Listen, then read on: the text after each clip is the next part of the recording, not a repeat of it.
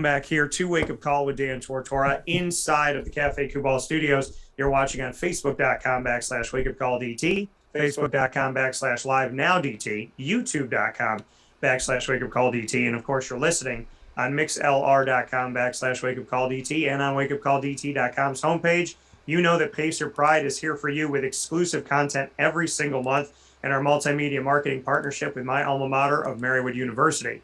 I get to feature in this Spotlight special the women's basketball team of the Marywood Pacers and their head coach, Jen Carleton, who has had a fantastic start to the season, and I'm very excited to have her here on the show. Jen, how are we doing today?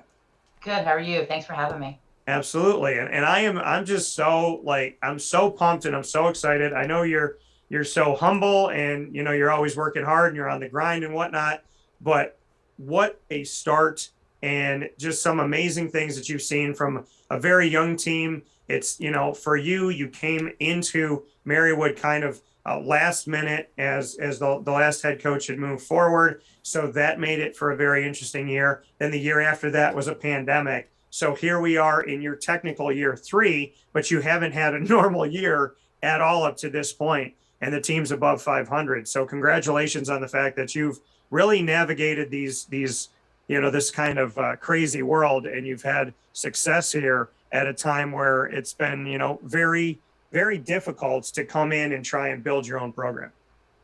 Yeah, I have to give a credit to the girls on my staff. They're amazing. They really have just understood the assignment pretty much this year, and understanding that we're not going to judge our success on wins and losses. We're going to judge our success on how much better we're getting day by day, possession by possession, pass by pass, pretty much. And that's what we're doing. We have our own set of goals that we want to accomplish each day, each game, and every day moving forward. But and wins come from that, and losses will happen as well. The girls have the right mindset, and they work super hard, but they're realists too. So they understand some games, we got our butts kicked at the University of Scranton. We kind of knew that was going to happen, but they never stopped playing. They never gave up. They continued to push and never wavered, even though the score was definitely one-sided. And that's a credit to their character. Some things you can't teach, but their character is really what shows with this group. And I'm super proud of them. What do you learn from a game like that when you play up against a team that's ranked in the top 15 in the nation in NCAA Division III women's basketball in the University of Scranton? When you play a game like that, and like you said, you lose substantially in that game, what positives do you take away from playing a ranked team out of conference that early in the season? Well, to be honest with you, I was more proud of them after that game than I was with our first game that we lost by a bunch as well to Lebanon Valley. But I just thought that the second game, our Scranton game, even like I said, we lost by a ridiculous amount. But they never quit. They never looked at the score. And I have the funniest story to tell you about this game and my girls. And I kind of just think that this sums up our character and our mindset this year. So the next day we walk in to film session. And we weren't going to watch the whole game. There was no reason to watch the whole game, but little pieces and stuff. And I walked into film and I sat down and I just put my hands down and I said, guys, I have to tell you, I've never received so many compliments on a 66-point loss than I did yesterday and today. Going into the office, and their faces were like, 66 points.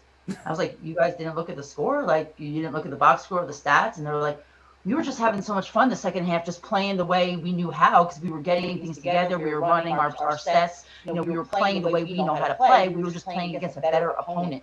And just their faces, the shock that we lost by that much the next day, it didn't even set in yet. It just shows that their character of just building every single possession and getting better one day at a time, one possession at a time, one pass at a time. They knew the end result wasn't where we wanted to be, but everything in between was a time for us to get better. And they took advantage of those 40 minutes, regardless of what the score was. So I really think that kind of shows what kind of team we have this year and where their mind really is and how proud I really am of them, because they're realists. Like I said, they're realists. They understand some games are just going to be out of control. However, we can always control what we do, and that's exactly what they did. I don't think I've ever heard a team in 18 years of broadcasting that's lost by that much and said, but coach, we were having so much fun and we were running our sets and doing what we do and focusing on what we can control. I mean, that speaks a lot to the character of your team. It truly does. And I cringe when I tell the story because I don't want to say the 66 point thing, but at the same time, I don't cringe because I want everybody to understand how great of a group this is, how great of people they really are, and what they want to get out of this experience. This isn't just about our record. This isn't just about where we are in conference. This isn't just about a rival that is 5 minutes down the road. It's about more than that. It's about where we want with our program, not just now, but in the future. And we had a couple of recruits at the game, so that was hard to stomach too. But we knew that going in that we were going to never quit. We were going to show who we really want to be, not just now, but in years moving forward. And they did that. They proved that those recruits came into the locker room and they were pumped with us just because we got better.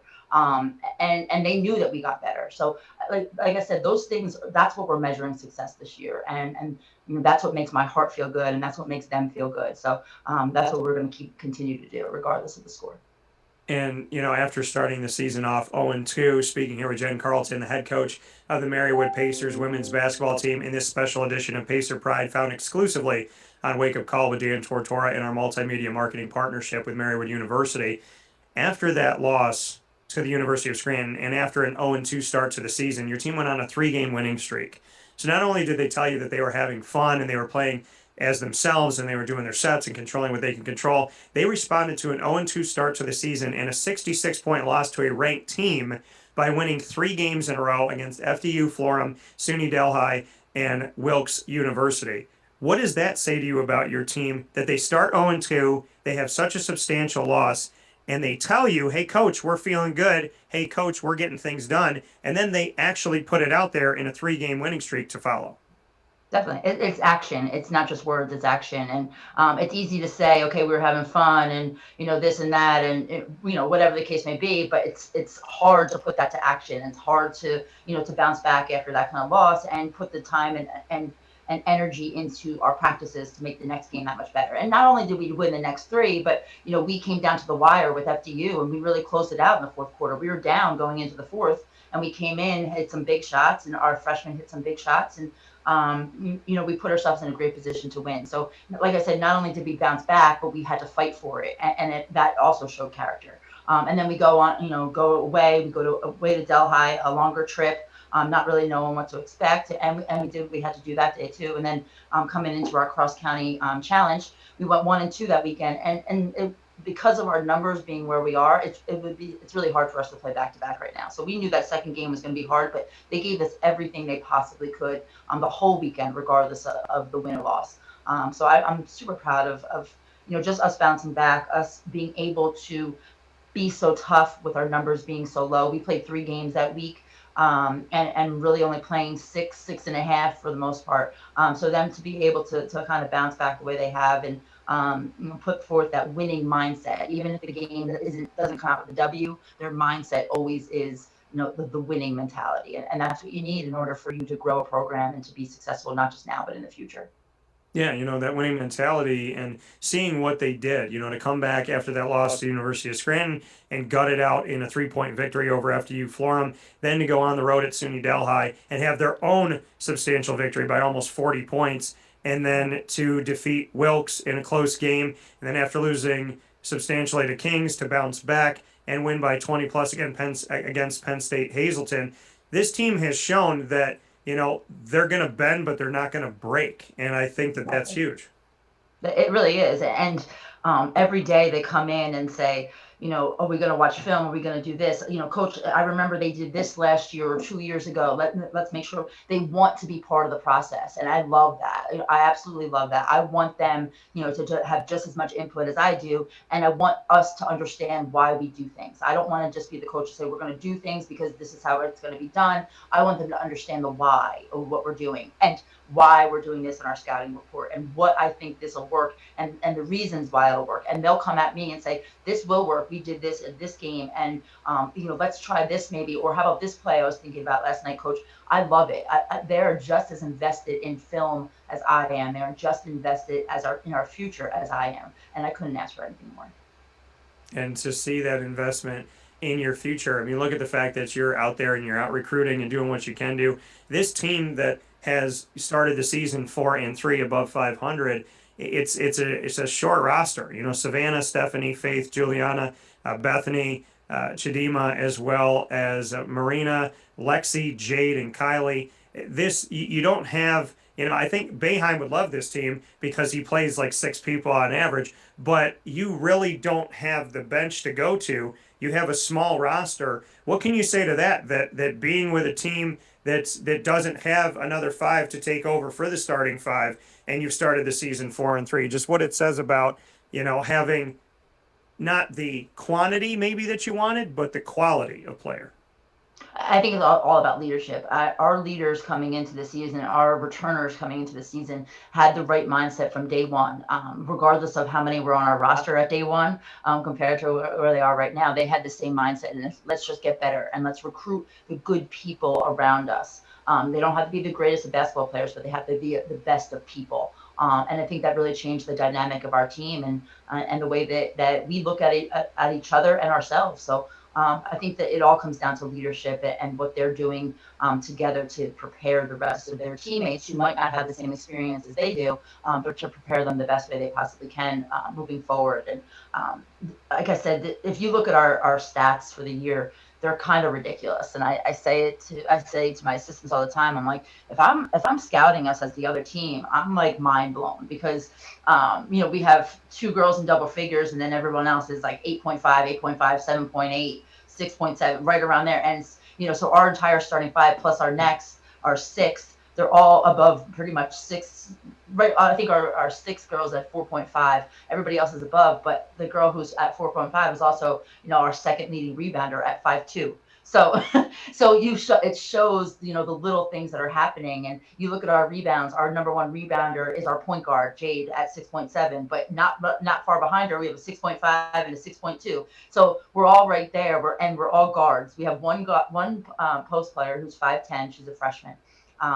And she's the one that boxes out the hardest, and all of our guards reap the benefits. So we tell her that Steph's doing her job and the guards are taking over for her. But they have that great mindset. They don't care about who gets the credit. They don't care about what the stats are. They're all just going to put forth the best effort to make our team successful. And I think that shows a lot more than people than just looking at the stats and saying who's your top players. We don't have top players. We have a top team, and I'm really excited about that.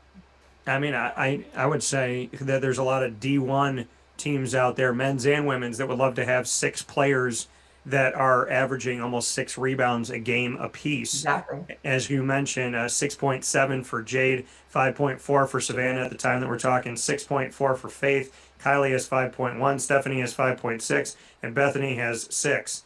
I mean, that is substantial, as you just mentioned, to look at the stat sheet and say, hey, every single game we're going to get at least six rebounds from six different players is huge.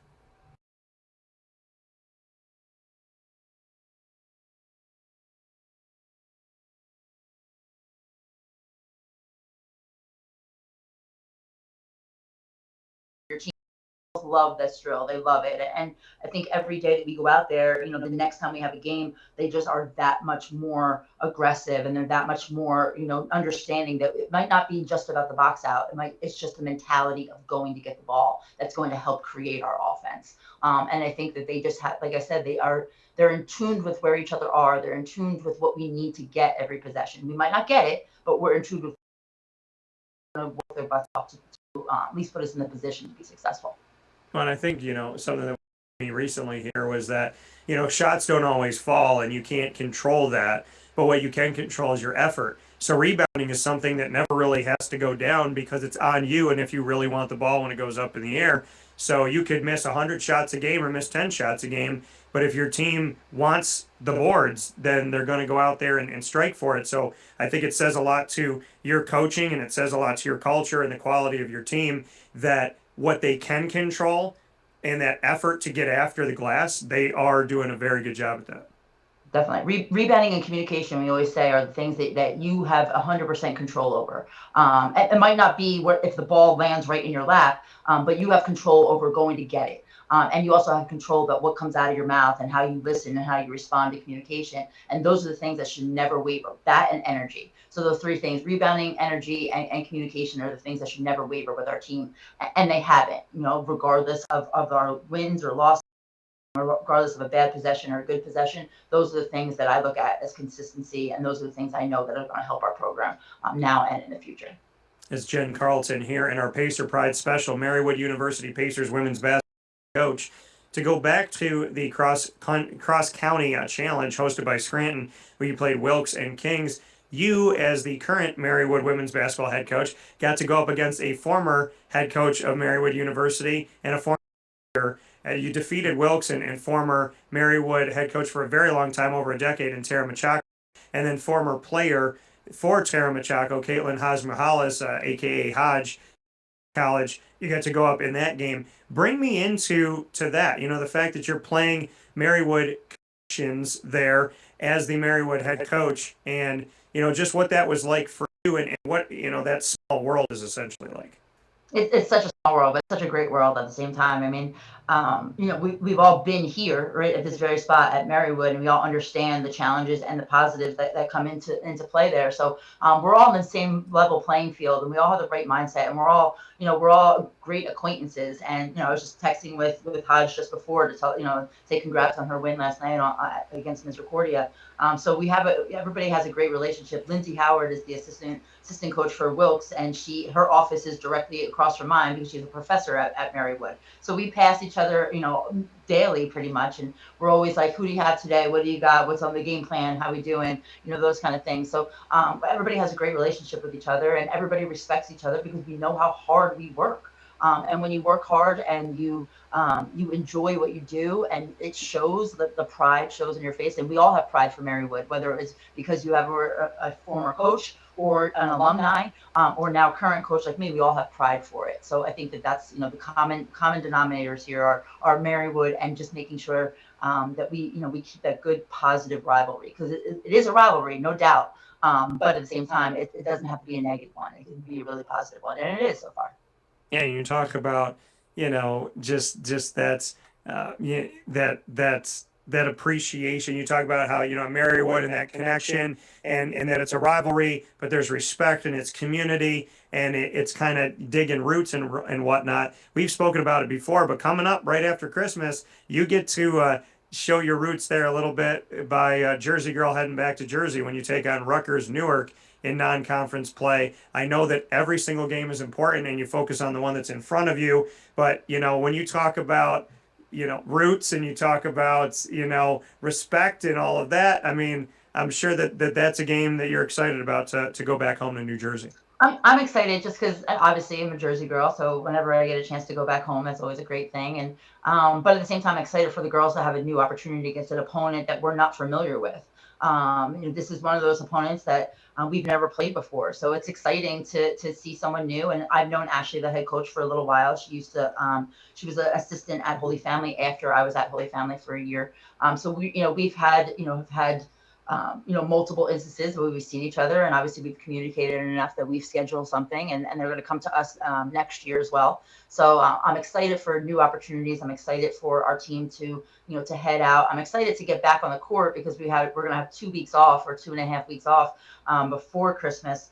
So I'm just excited to get back. And I think it's those 2 games. So we have Rutgers Newark on the 28th, and then we head to Keystone, which is obviously right across the street, on the 30th, and then we get right into conference play after the new year. So I felt that those 2 games were a good game for us to try to dust off the cobwebs a little bit after that long hiatus, but and then be able to get back and play some games, and be able to have some fun together right away, and then head right into conference play. So I'm excited for, like I said, the opportunity. I'm excited to get the girls back, because I know I'm going to be missing them for the next 2.5 weeks pretty much. Yeah.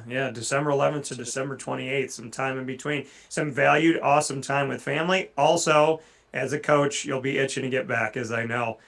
Definitely. Do you feel that, with all the craziness of taking over a program right before a season starts, and then having a pandemic right after, as you're here in year 3, but it still kind of feels like an extension of year 1, do you feel that you're leaving your mark? Are we seeing the era of Jen Carleton at Marywood? Is it starting to show itself? I mean, are we finally starting to maybe see a little bit of that, because it was such a unique beginning? That do you feel that your mark is being left at this point? Is it starting to materialize, so to speak? I think so. I think that the toughness part, the things that don't waver, though that's what the mark I would like to leave, and that's what the mark I hope I had left on my previous programs.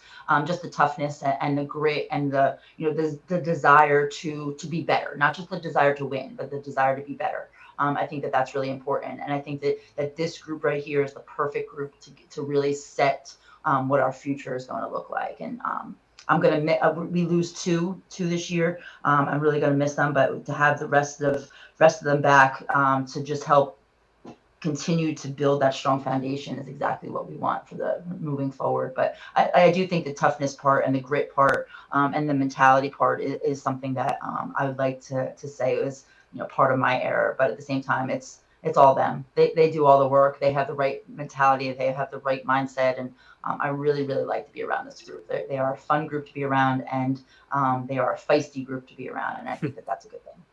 Do you feel like there's mutual respect there with you and your players at this point? Absolutely, definitely. We had a rough first year together. We all did. I think in just situations that we were in, and the timing of a lot of things, and just what happened, before that in the past, before I got here. I think just a bunch of factors led into it just not being the most successful in terms of mindset. But now we're in a position that we all are on the same page. And I've been saying this for a while now, and I tell the girls almost every day, I don't care if we're on the wrong page as long as we're on the right page together. So that it doesn't matter if we're supposed to be in chapter 8 and we're only on chapter 3. If we're all in chapter 3, then we're exactly where we're supposed to be. And I think that that's really important for what we want to do moving forward. I always say to the girls too, it's not what happens to us that's the most important in this stage. It's how we react to it. And I think that the first 2 games of the year have really showed how they react to things and how they want to deal with things. And we had a week off right before Thanksgiving because, like I said, we had 3 games in that week.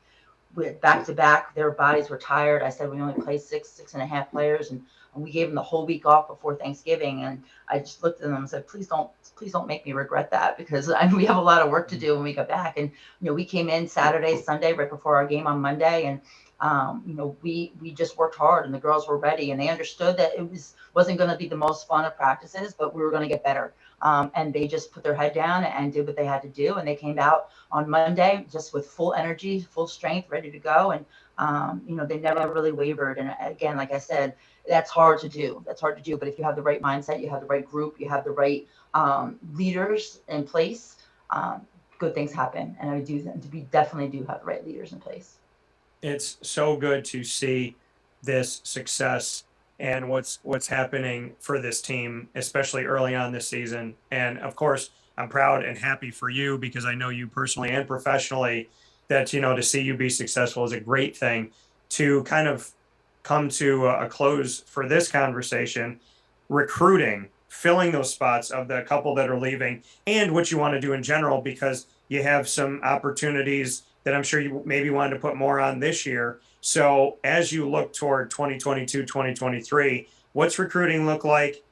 What are you looking, kind of for it at this point? Because you got to pull double duty. You're coaching right now, but you have to think about the future. So what's the recruiting trail look like for Marywood women's basketball? Well, we already have 3 commits for next year, and I think 3 that will really help us. So that's huge for us. Losing 2, but gaining 3. I know that we're in a good place that way. I think that we're very close to 2 more that will really, really help us. And we're also adding someone for the second semester this year, which will really help us moving forward as well. So it helps with that 6, playing 6. Giving us 7 consistently will really help with fatigue and just foul trouble and all of those things. So I'm excited about the second semester. I'm really excited about what our future holds with our recruits. I'm excited about our future 22 class, but at the same time, I'm also excited for the juniors, so 23 as well. So we're in a position. I don't want to just bring in 10 kids just to make a roster size the way it's supposed to be. I want to bring in the quality of people that needs to happen for our team to be successful, both on and off the court. Because again, you're not going to have success on the court if you're dealing with X amount of drama off the court. So quality of person, of student, of athlete, all of those things come into play. And I'd much rather bring in 4 or 5 of the right people than 10 of just people. So we're working on it. It's going to take some time, and I know most coaches understand it takes it takes a good, 3 or 4 years for you to establish your team and to get your team the way you need it to be. And obviously after a pandemic, that doesn't help anything, but no excuses, and we're in a good position. And I know that the ones that we have that have committed are excited and they have the right mindset. They text me almost every day to give me updates on their, high school and what's going on with homecoming dance and this and that and this, this picture, and send me this, and coach, I'm excited about this thing. So, just the right feel in terms of coming in and being able to gel with the team right away is super important. And I think that all of them have that so far. So I think the ones that we're very close to getting, I'm hoping that we find out within the next 2 weeks.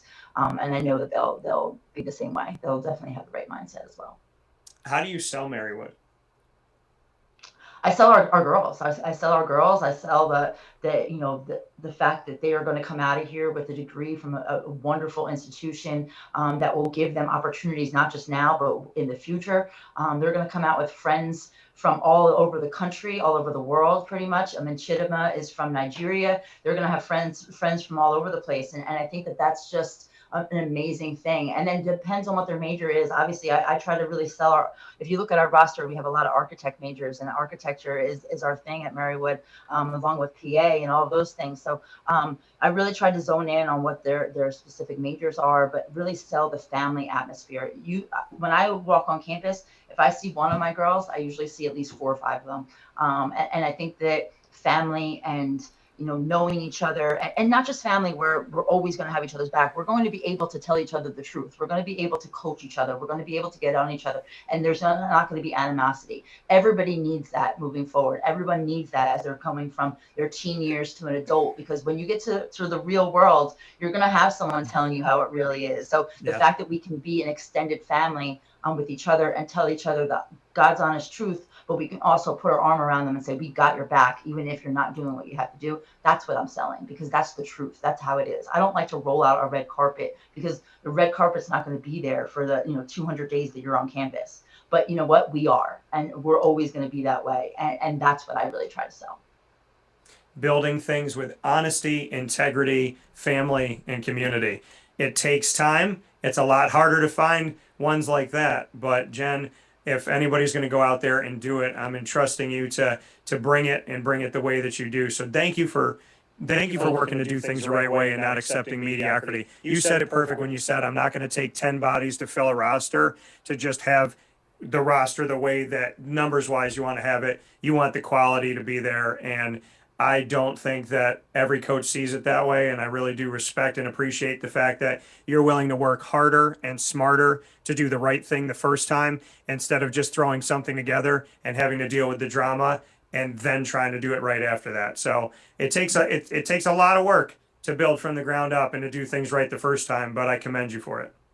But you know what, too? It takes a lot of work, but the reward is that much better, too. So no risk, no reward. And one of my favorite quotes is, the journey is the reward. So as hard as it gets, the journey is what really, it enhances everybody's life, not just mine as a coach, but our team and our community, our athletic department, and our whole school. If we do it the right way, everyone's going to gain a positive experience throughout the way. Even if the end result isn't like, a specific prize, the whole journey is the reward, and that's what you get out of it. And I love it. And one of my favorite bands out there, Journey. So with that being said, for Jen Carleton, the Marywood Pacers women's basketball head coach in this edition of Pacer Pride, from a very festive opportunity that we have here as she decorates so very well in her home. Jen, thank you for everything that you've done. I look forward to seeing you soon. And thank you so much for working as hard as you do and assembling the team the way that you have. It's so much fun at this time of the year to see your team progressing, moving forward, and working very, very diligently to do things their way within their control. So congratulations on success, and I hope that it continues. Just that we're very lucky to have you. So thank you for all your hard work as well. Absolutely.